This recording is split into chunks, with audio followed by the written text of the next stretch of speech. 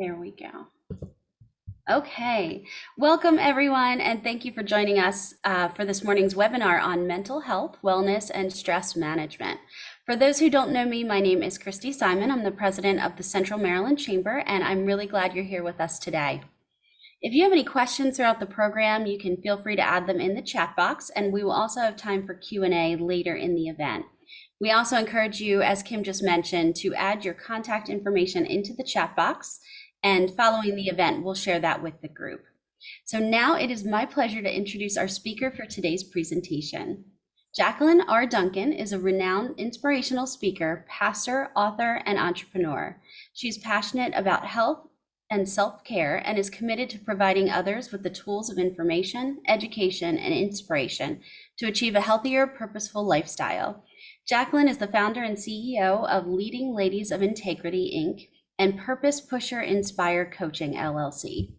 She is a certified life coach, a Therapon, board-certified belief therapist, self-care health advocate, and the host of The Jacqueline Renee Show. Pastor Jacqueline, along with her husband, Apostle Philip Duncan, pastor in His Presence Praise and Worship Temple in Maryland. A Clarksville, Tennessee native, Pastor Jacqueline is the proud mother of one adult daughter, Shakina. Thank you for being with us today, Jacqueline. Well, thank you so much, Christy, for having me. I'm super excited for this seminar, and I am hoping that each and every one of you will get something, the tools that I plan to give you, get some things out of it and apply those tools. So, are y'all ready to get started? Okay. Okay, I like hearing back from people. So I don't want you to be quiet. I want you to, hey, yes, that's me.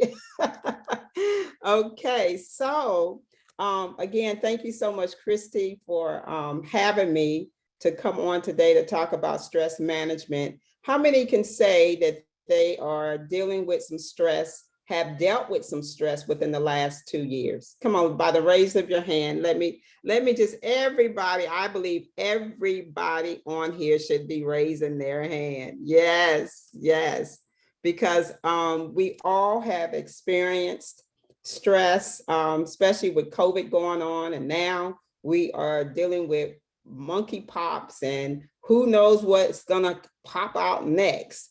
And so I want to basically just share some things with you on today to give you some tools in your toolbox so you know how to deal with stress when stress actually kind of overwhelms you. So before I go into my slide, I want you to do something for me. I want you to write down at least 2 stressors that you are aware of that causes either nervousness, panic attack, or lack of concentration, whatever it may cause you, and you are aware that it is a stressor in your life. I want you to write down 2 stressors for home. I want you to write down 2 stressors for work, and then 2 stressors for the community. Okay, let me give you an example for home. Mine is when my daughter goes to college, I get stressed out because I'm not there to protect her. I'm not there to make sure that she's eating right and so forth. So that's one of my stressors. Whether I realize it or not, I found out it is a stressor. And then for work, I have a big project and I need help. I don't have enough help. A lot of people are quitting jobs.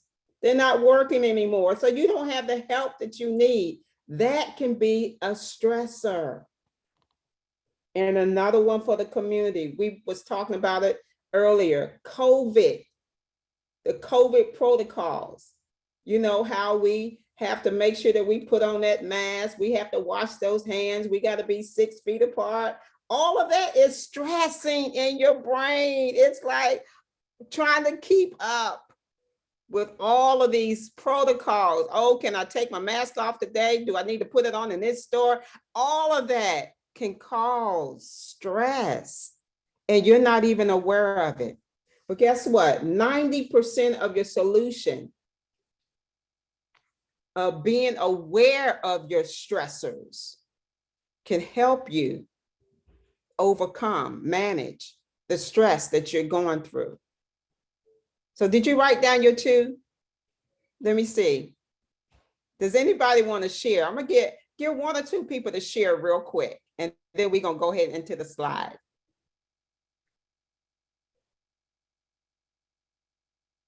Does anybody want to? Christy, go ahead. Yes, go ahead and share. What is your stressors? So one of them is whenever Governor Hogan has a press conference, Wow. because it's normally about COVID, and then that like stresses me out, because then Yes. it's protocol changes, school changes, possibly there's trickle down effects. Yes. So I'm that's been a glad big you one in recognized like the it. past 2 years. Yeah, like if I get an alert he's having a press conference, I'm like, oh God, what's gonna happen? Yes. I'm glad you recognized it, because 90% of your awareness is your solution. Yes. I'm working on it.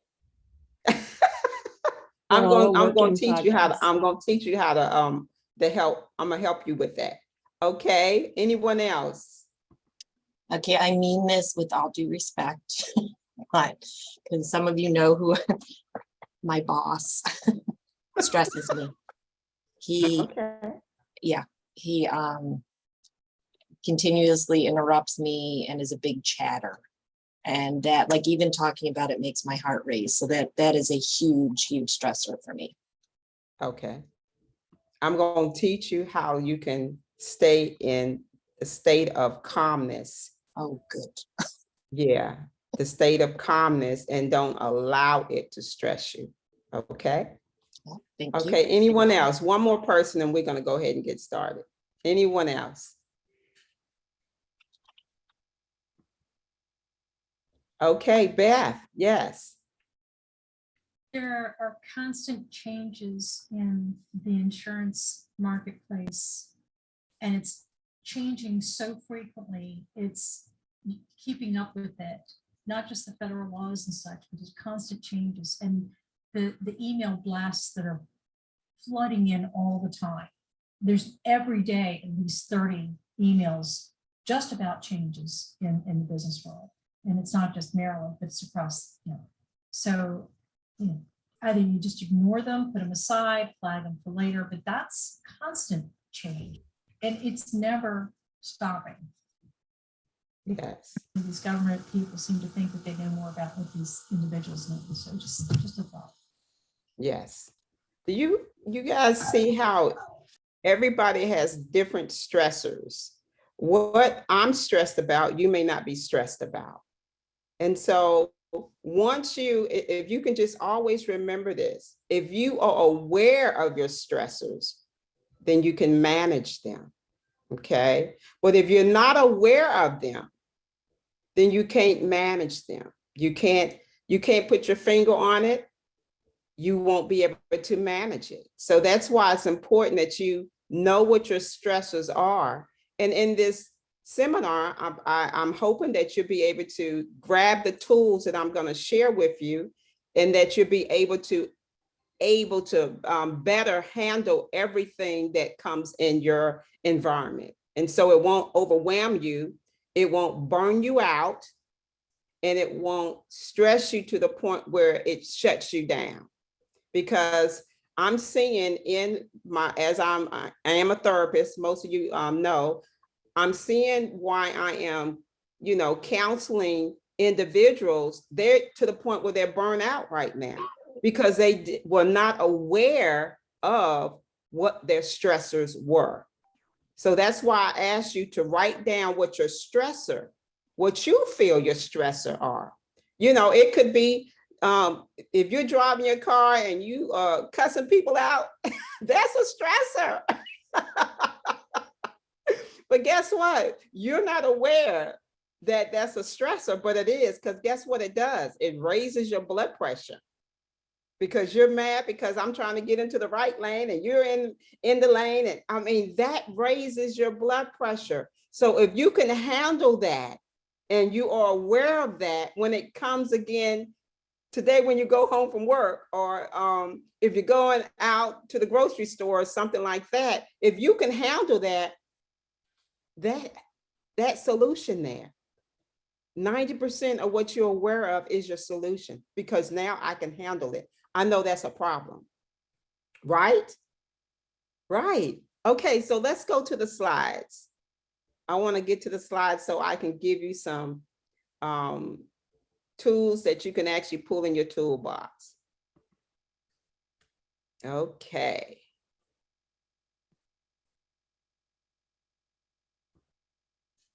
All right, can you see my slide?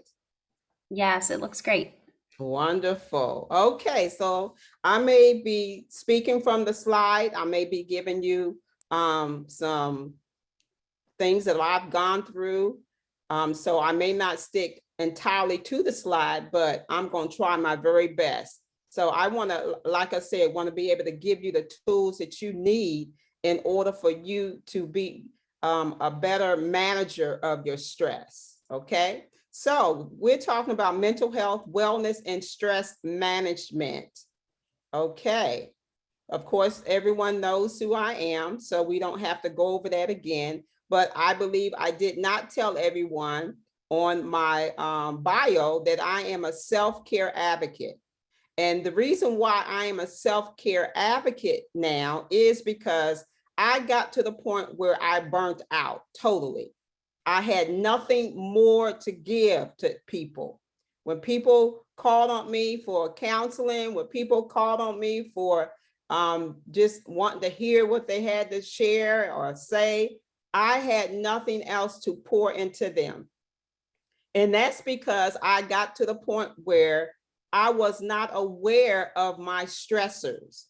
I wasn't aware that my daughter was pulling a lot out of me by not listening to me. I wasn't aware of, some of the employees on my job were getting on my last nerve because they wanted to put all the work on me. I wasn't aware of when my husband wanted me to cook him dinner every day.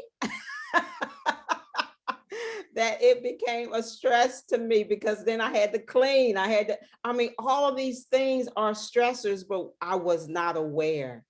And so it built up for years, though. It didn't happen overnight. Stress builds up over time and causes burnout. And so I burnt out to the point where I had nothing else to give. I got anxiety. I began to be depressed. I began to have panic attacks. All of those things is because of the build up of stress that I never was aware of, so I couldn't manage it. And so now I am self-care. I am a self-care advocate. Guess what? I take care of self first. Because if you're in an airplane, the first thing that they tell you to do is when the oxygen cup, that yellow cup drops down, what is the first thing they tell you? They tell you to put the oxygen on your nose first before you put it on your mother, before you put it on your daughter, before you put it on your husband, before you put it on your dog. Guess what? You have to take care of yourself first. And so that's why I am a self-care advocate. Now, our objectives today is going to be managing stress, types of anxiety disorders, how to overcome anxiety, and handling mental health challenges at work, at home, and in our community. So let's go with managing stress. Does she look like she's stressed? Perplexed? Okay. So what is stress? Here we see this gentleman here. He's at work, and all of those things that they're handling his phone, they're giving him a pencil, they're giving him probably a report. He's at his computer. He is stressed out. He can't handle it. He feels overwhelmed. I'm sure we all have been there. So stress is a state of mental or emotional strain or tension resulting from adverse or very demanding circumstances. Yes. Stress is one of the most damaging ailments that a person can face. It wreaks havoc on virtually all facets of life, impacting your emotional, physical, and mental health. When stress is chronic, it can lead to serious mental health problems, including depression and anxiety. It can also increase the risk of heart disease, high blood pressure, stroke, stomach issues, and neurological disorders, not to mention chronic stress can also weaken your immune system and make you feel more susceptible to illnesses. Depression is a serious medical condition that is associated with symptoms such as melancholy, loss of pleasure, loss of energy, difficulty in concentrating, and suicidal thoughts. Now, depression is both a brain disorder and a state of the mind. The brain is unique. It is the only organ whose function we consciously experience because the brain is the organ of the mind. Now, here are some of the illnesses that the brain actually have, when the illness of the mind brain affects 10 millions of people in the United States, and depression is far the most prevalent, representing 99% of all mind brain illnesses. And so here we have major depressive disorder, mood disorders, which are bipolar, postpartum depression, post-traumatic depression, stress syndrome, anxiety disorder, and also suicide.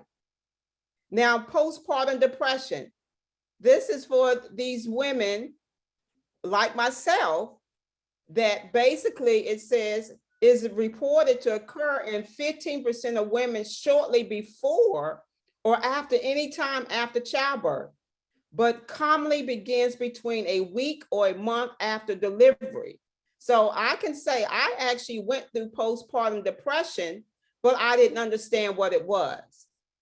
And it says here it has a higher risk of developing in women with a previous experience with depression, current depression, anxiety, and low partner support.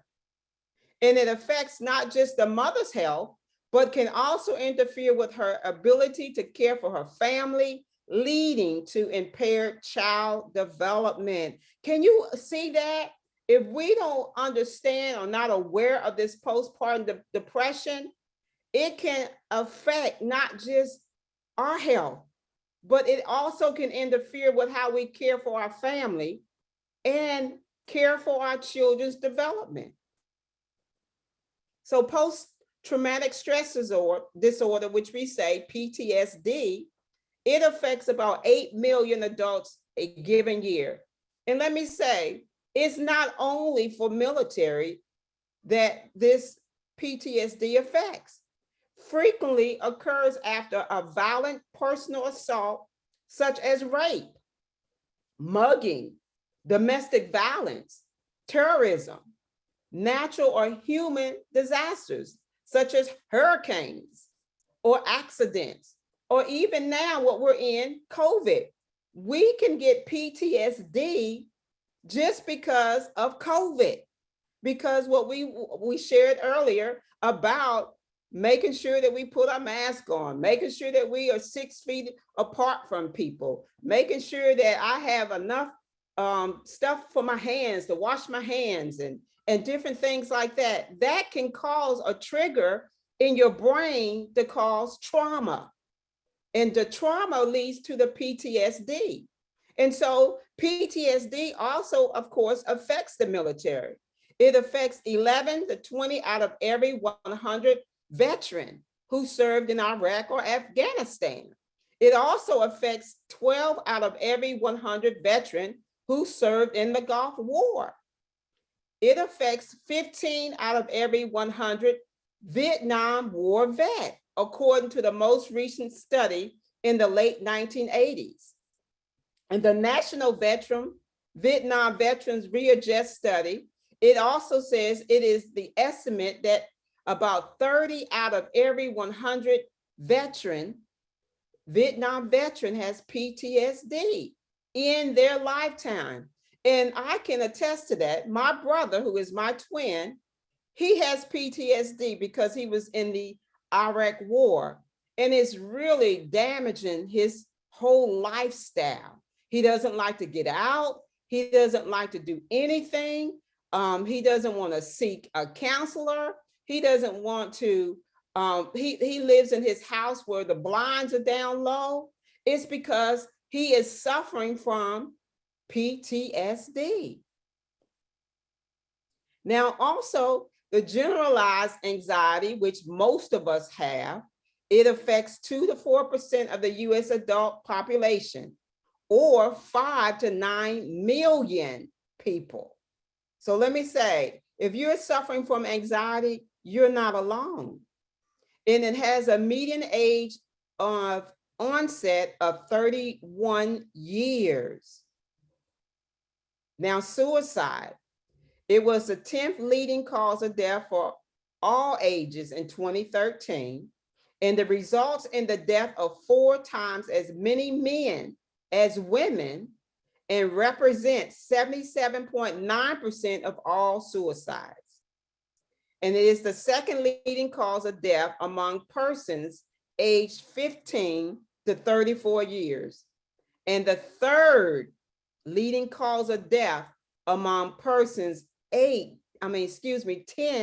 through 14. Now, every day, approximately 110 Americans take their own life, and roughly 3,500 persons attempts to do so. That's a high number. Did you know that the depression in the United States affects over 18 million adults, 1 in 10 in any given year? And it's the leading cause of disability for ages 15 through 44. Is the primary reason someone dies of suicide every 12 minutes, over 41,000 people a year. And in comparison, homicide claims less than 16,000 lives each year, according to 2013 CDC statistics.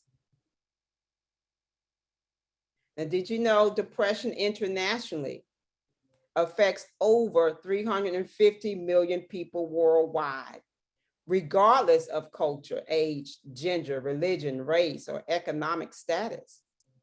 Is one of the most debilitating conditions in the world, which severe depression rated in the same disability category as terminal stage cancer. And it is the leading cause of disability worldwide, and is a major contributor to the overall global burden of disease. Now, if you see the chart to the right, at the very bottom, it says in some countries, less than 10% get treatment. You see that? And the one above that, less than 50% of depressed people globally get treatment. And the one before that is 9% of the US population has depression. And I believe it's probably even more now because we've gone through COVID and it's been so much grief and loss, not only in losing a loved one, but losing homes, losing jobs, losing businesses. So did you know that depression in the workplace causes 490 million disability days from work each year, just in the US? and it accounts for 23 billion in lost work days each year. And also it takes an economic toll over 100 billion, economic toll over 100 billion each year from US businesses. And so that's why it's important, those who are employers on here, it's important that we set something up for our employees so we can make sure that they know that there is a place that they can go to whenever they are feeling depressed, and that no one has to know about it. So I know a lot of businesses have the EPAs, but it's important that they understand that it's very private, because nobody wants other people to know that they're depressed in their workplace. So it should be a very private place that they can actually go to so they can cry out for help. It's very important now. Stress and anxiety management. Now, the common anxiety signs and symptoms, and some of you probably have them and wasn't aware that this relates to being stressed. You're feeling nervous, you're restless or tense. You're having a sense of impending danger, panic, or doom. You're having an increased heart rate. You're breathing rapidly. You're sweating, you're trembling. You're feeling weak or tired. You're having trouble concentrating or thinking about anything other than the present worry. These are signs of stress and anxiety. Now, I want to say this. It's okay to not to feel okay.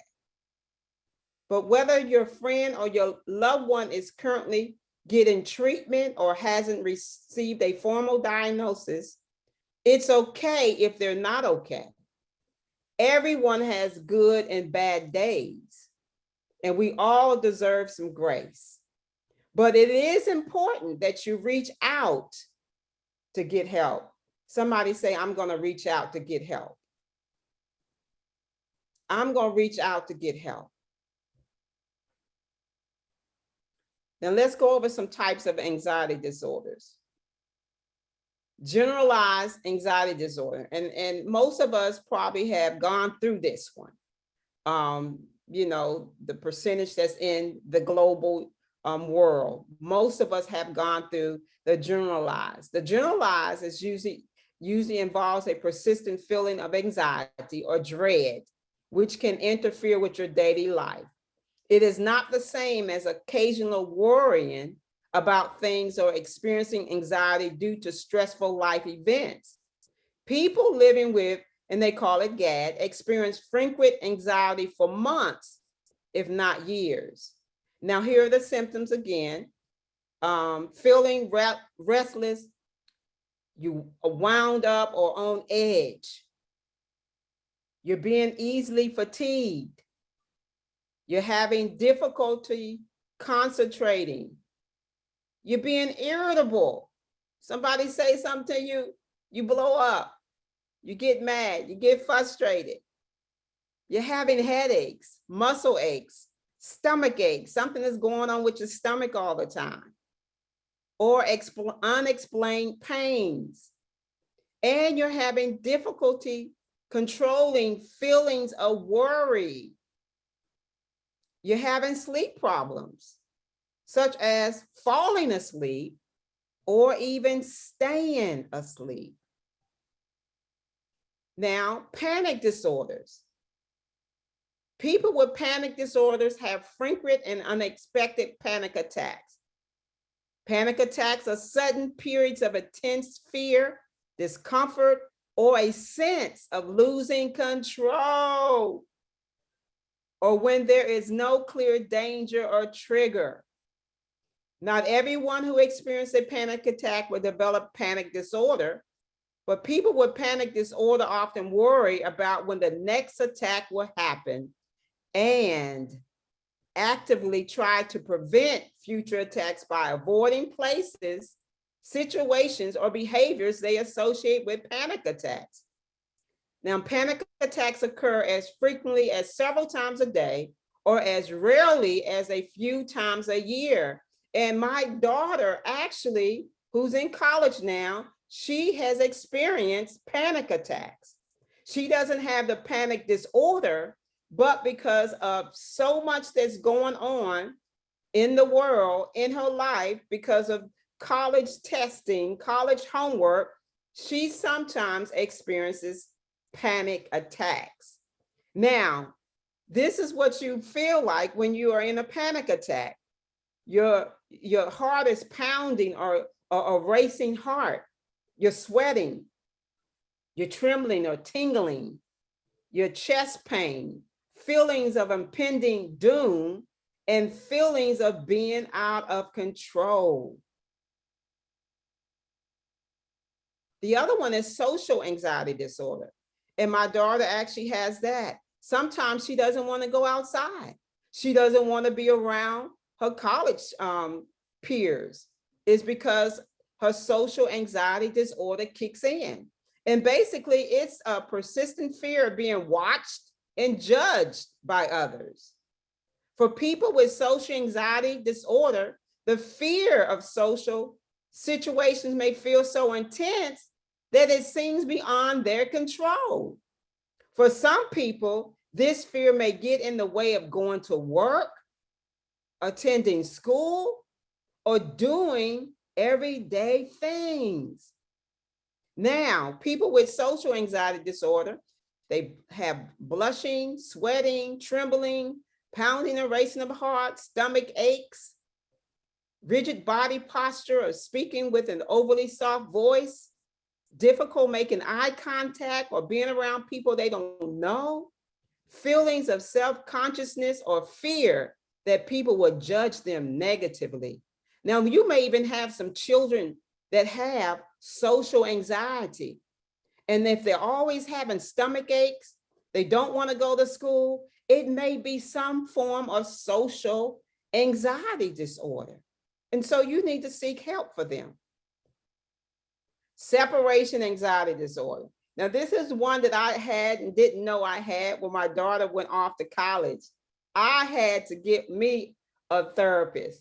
A therapist had to get a therapist because I didn't understand what was going on. Why was I feeling this way when my daughter actually left the home? Because she's the only child that I have. And so it was just me and my husband, empty nesters, but yet I was feeling some kind of way.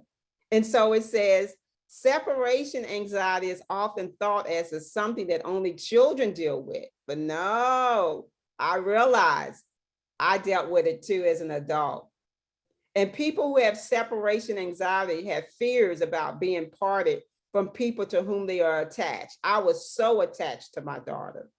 And they often worry that some sort of harm or something untoward will happen to their attached figures while they are separated. And that's me. I was worried about my daughter, being harmed. And so that was a part of my separation anxiety that I had to actually deal with. Now, people with separation anxiety may have nightmares about being separated from, their children, their husbands, whatever that person is, and they can experience physical symptoms when separation occurs or anticipated. Now, phobia-related disorders. Now, I can say I am afraid of snakes. So I do have a phobia of snakes. I'm not afraid of spiders. I am afraid of mice and rats too. So let me say that.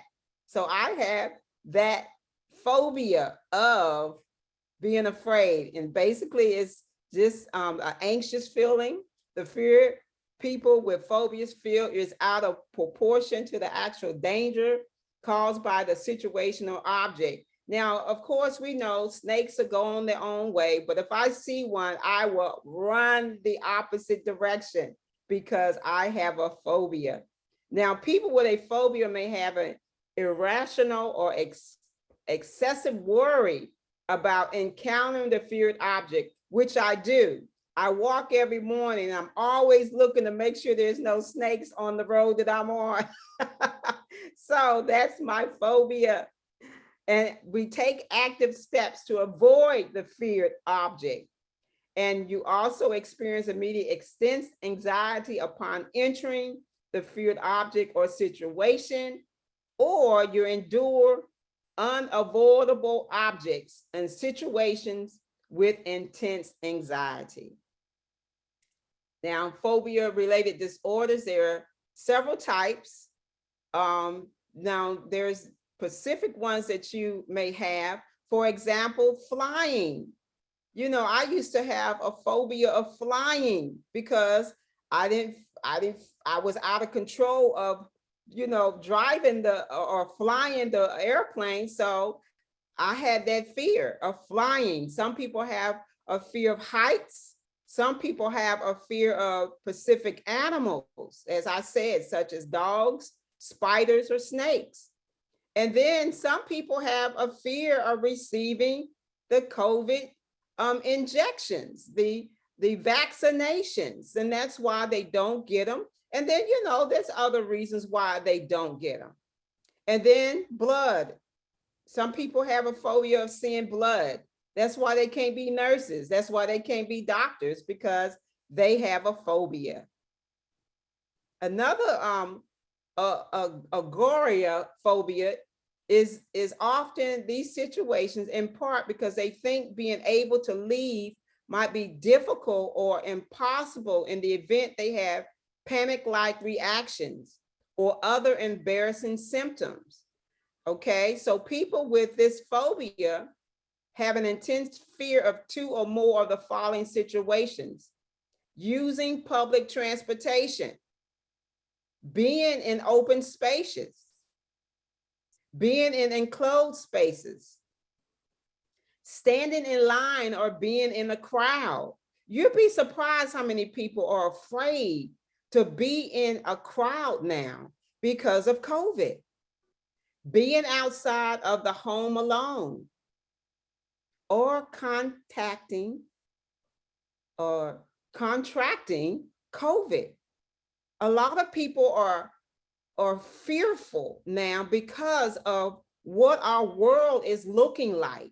And so there's a lot of phobias that are popping up in their lives that they don't understand and they are not aware of. And so they don't have the tools to manage it.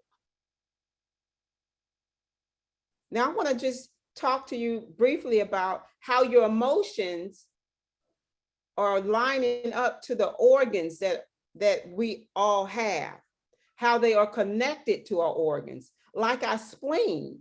Our spleen plays an important part in the body's immune system and acts as a blood filter. It removes old blood cells, bacteria, and impurities from the body. Now, the emotions from the spleen is excessive mental work, such as worry, dwelling, or focusing too much on a particular topic. That affects your spleen.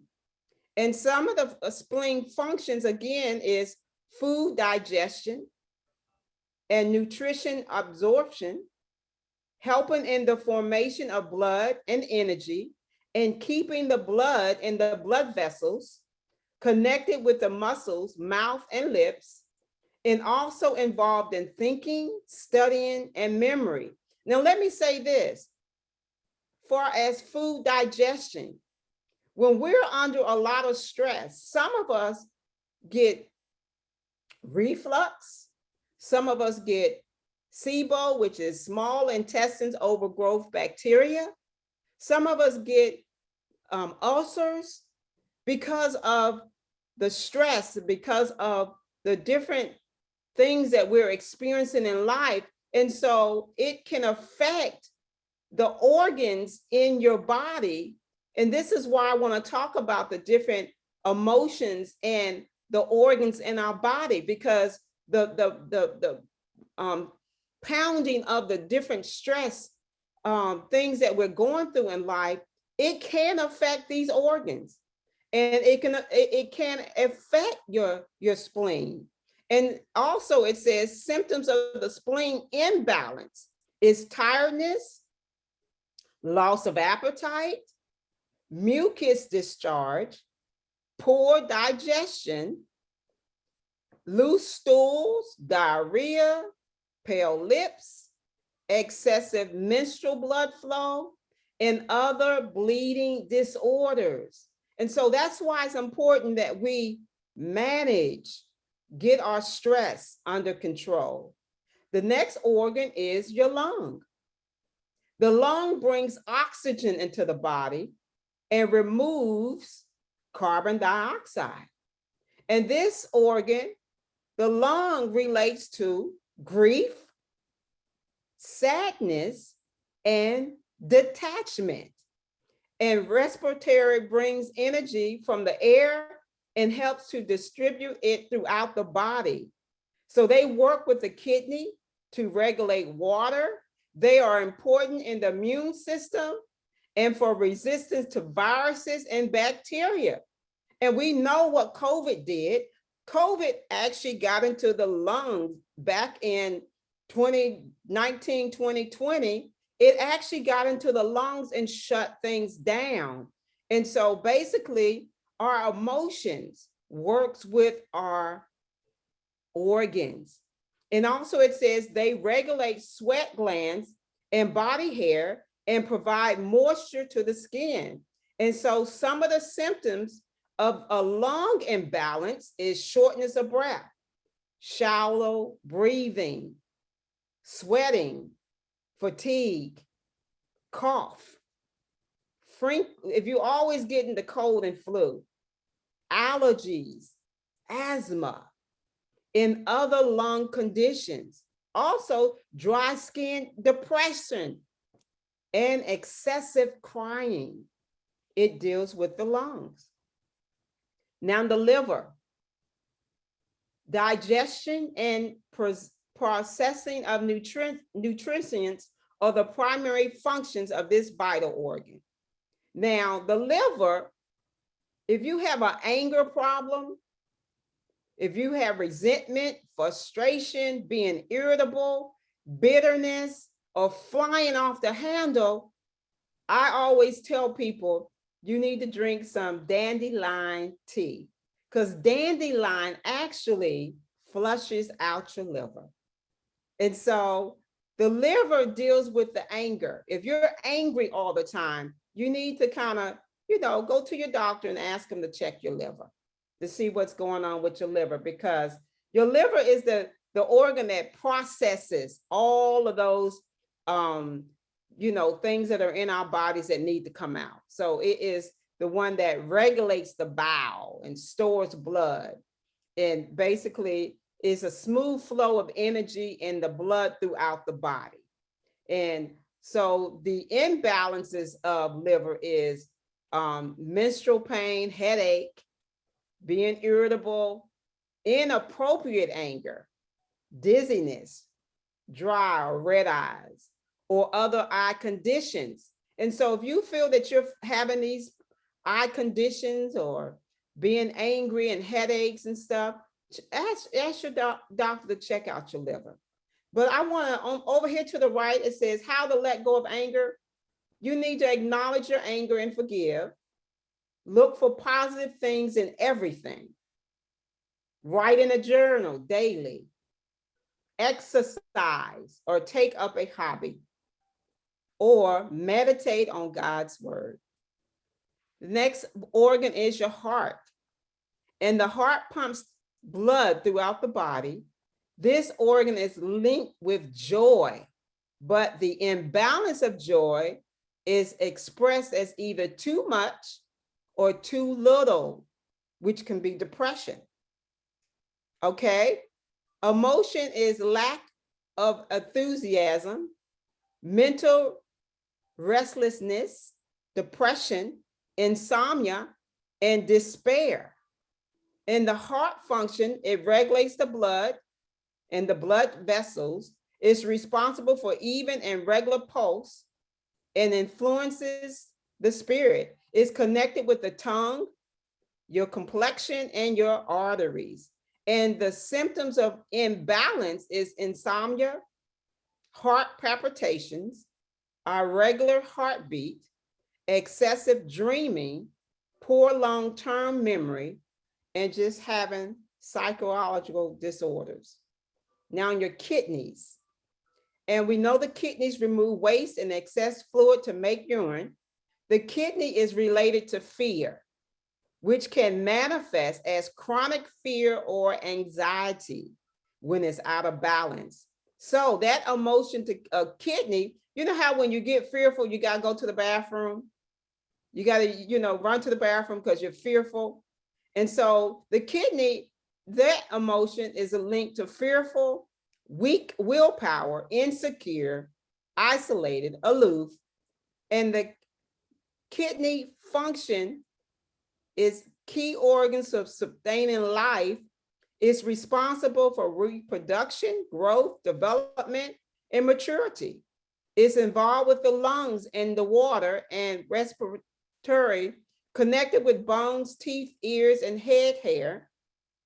And the symptoms of kidney imbalance is you have to always go to the bathroom, and you have night sweats, you have dry mouth, poor short-term memory, low back pain, ringing in the ears, hearing loss, gray hair, hair loss, and others. Now, Mary Lou Henner says, being in control of your life and having realistic expectations about your day-to-day challenges are the keys to stress management, which is perhaps the most important ingredient to living a happy, healthy, and rewarding life. Now let's go real quick, how to overcome anxiety. There is one right answer to eliminate anxiety. It is important to find healthy coping skills that will work for you. So I always say, consult with your primary care or a therapist or a psychiatrist, and your anxiety will be, if your anxiety is persistent and unmanageable. Now, see, these are some of the coping skills that I actually do. What I do is I reach out to support, a support system, a counselor, a support group. I do deep breathing, and we're going to do an exercise on deep breathing in a few. I do meditation. I recant your surroundings by using your 5 senses. I ground. I do grounding, meaning I may go to the beach and put my feet on the sand and just, breathe and just release everything that's bothering me. And I also do stretching exercises. That helps as well. I also avoid caffeinated beverages. No coffee for me, because it does something to me. So I have to make sure I don't have any coffee. I have to eat a healthy diet. I have to journal. I journal every day. I take things from my mind and put it on paper. I listen to calming music. If you notice, I don't know if you can hear, I listen to real soothing music to keep myself calm. And also creative arts. Go somewhere where it makes you laugh, where you can get some joy. I look at movies that make me laugh. I don't look at the movies with, that basically somebody's sneaking up on you or anything like that, because basically that just makes me afraid. So I want to do a disclaimer, because I'm going to give you some health tips in my closing.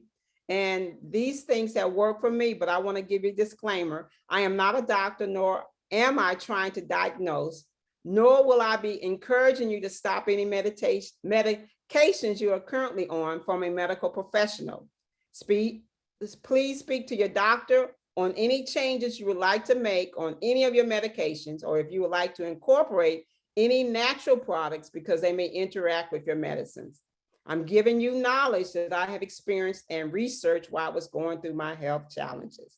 So, exercise. Who actually on here exercises every day? Let me see the show of your hands. Wonderful, wonderful, Christopher. Good, good. Exercise at least 30 minutes a day. It does wonders for me. The next thing, brain food. We need our brain to be fed as well as our body. So eat everything purple or black for mental health. Eggplants, grapes, black olives, blueberries, blackberries, etc. Anything that's black, anything that's purple, that's good for your brain. Okay. Another hack that I have is lavender oil. This oil is good for sleep. If you are not able to sleep at night, get you some lavender oil, put it on your wrist, put it behind your ears, and it will relax you. It's good for relaxation, depression, and anxiety. Another thing, oregano oil. This oil is good for bacteria and viruses. It's a good antibiotic. When I had an infection in my stomach, my nutritionist, she put me on oregano oil. COVID, they say is you can even use it for COVID. If you have COVID, you can actually take drops of oregano oil in 8 glasses of water, 1 drop, because it's very strong, and you can drink it, the right oregano oil. Okay, now if you're going to get these essential oils, make sure that they're in a dark container, not the light containers. Okay, and if you need more information, you can always email me and I can give you more information, where to get it and so forth. Number 5 is fasting, intermediate fasting. This is so popular now. A lot of people are doing it. And it's good to heal the body. It resets the organs and helps them to heal and work properly. So my intermediate fasting is from 10 to 6. So I don't eat anything before 10 in the morning, and I don't eat anything after 6. So it gives my body that long period of time to heal. Because also in my seminars that I show my clients is how their body at certain times of the night, which organ is healing at that time. For instance, maybe at 2 o'clock, your pancreas is producing what it needs to produce in order for when you wake up in the morning, you will have the strength and the energy to do what you need to do. So intermittent fasting is very good. Number 6, mushrooms. I know some people probably don't eat mushrooms, but once I found mushrooms were good for all kinds of things, I started incorporating mushrooms into my diet. And again, if you need more information on which mushroom, because there's so many different kinds, you can email, and my information will be after this slide.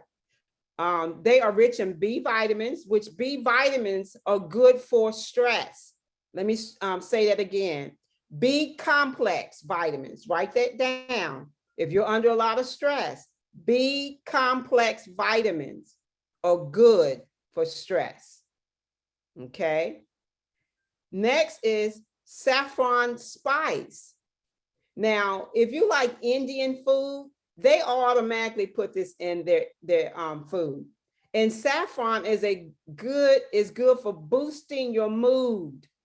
So if you're in a bad mood, if you feel sluggish, if you just take a pinch of this saffron spice, it will boost your mood. Number 8, red light therapy. The red light therapy, it's good for relieving pain and inflammation, and it also improves your mood. And it also helps you to sleep. Grounding, I talked about this earlier. Spend time in the nature.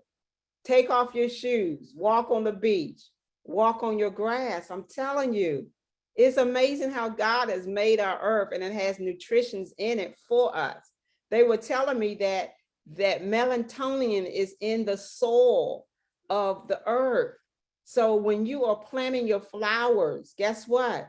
And you can barely sleep, go and start playing in the dirt, in the earth to get your melatonin.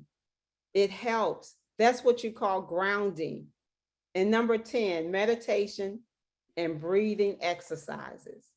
They are so good for stress, anxiety, and depression. And this is what I do daily. I make sure that I stop and breathe and exhale the negative and inhale the positive. Okay, so handling mental challenges at work and at home. I'm gonna go over this real quick because of time. But basically, you know, you have to make sure that you handle your mental challenges, your stress levels at work. You have to understand that you can't bring your work home to stress out your family and your friends. Okay, and you got to know your anxiety and depression levels. It's important. And then some of the handling mental challenges at work, and I can send these slides to everyone. Make sure you eat a healthy breakfast, organize your workload, write things down so you don't forget, keep your work area neat and clean, gather everything you need to do the job before starting, and so forth. Again, do the time. I'm going to move right along. And handling mental challenges at home. Make sure you get plenty of sleep. Make sure your home is organized and clean. I'm telling you, once you realize your home is organized and clean, I can function better in a clean house. Make sure you do your meditations and identify your potential daily stresses. What stresses you out, okay? Handling mental challenges in the community. We've been talking about COVID, so make sure you prepare your mind and be aware before you're going into your community. Make sure your mask is tight over your nose and mouth, you know. Make sure you distance yourself while in public. Make sure you stay calm and breathe, and change the way you speak by avoiding words like insane and crazy. Connect with your community or your faith-based organizations, and volunteer with local organizations to bring awareness. So if we got like 2 minutes, Christina, can we do 2 minutes of meditation?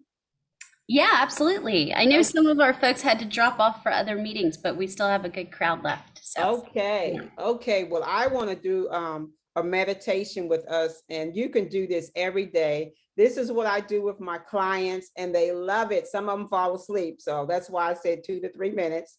I usually do maybe like 15, 20 minutes with them, and they literally be snoring. I'd be like, wake up, wake up. But so what I want you to do, ladies and gentlemen, I want you to get in your chair. And I want you to close your eyes. I want you to relax, really relax. We're going to do this together. I want you to drop your shoulders, wiggle your toes for me. I'm going to let you listen to the music, but you're going to still hear my voice. I want you not to think about anything. Just clear your mind of all that you have to do today, whether it's work related, home related. I want you just to clear your mind. And if you want to think of something, go to the beach. You're now laying on the beach. And you're going to take in a deep breath. I want everyone to breathe in and release it.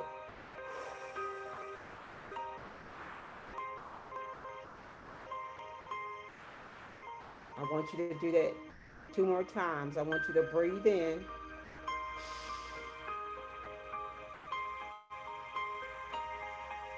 And I want you to release it.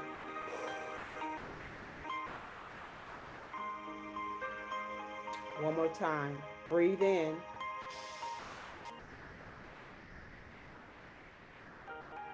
And then release it.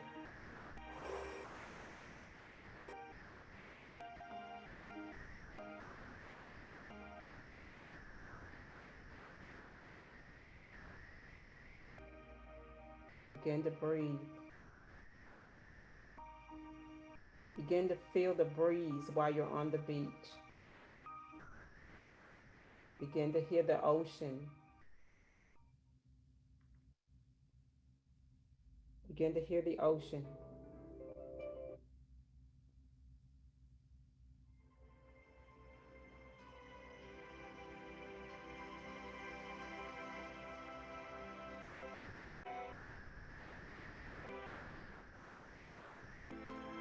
Make sure that you're relaxed. Make sure that your shoulder is not tense. Make sure that your eyes are closed. Make sure that you're comfortable.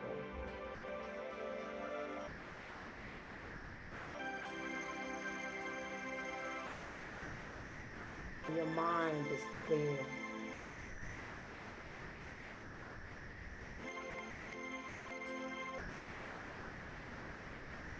And you're on the beach and the sand is warm underneath you. And you see the seagulls flying over you. And you're relaxed. You're not worried about anything or anyone.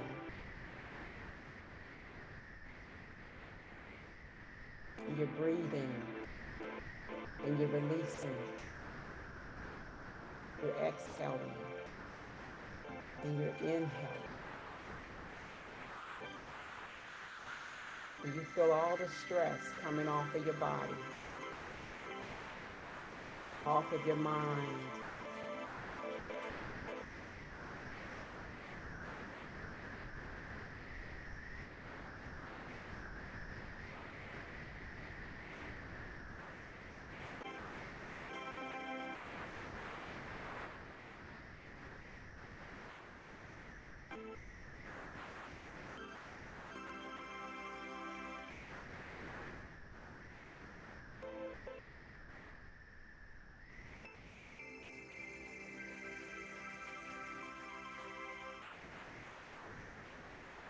Okay, we're gonna come back now.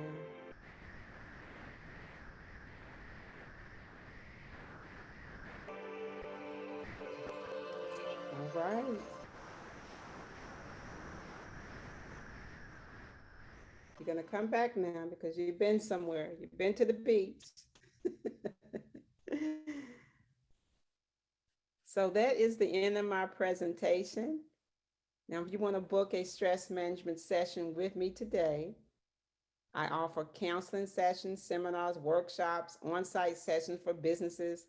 We customize virtual classes for employees on stress and anxiety and in the workplace. So here's my information, and I will turn it over to Christy.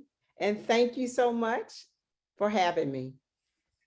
Thank you. Do we have any quick questions before we close for today from our audience?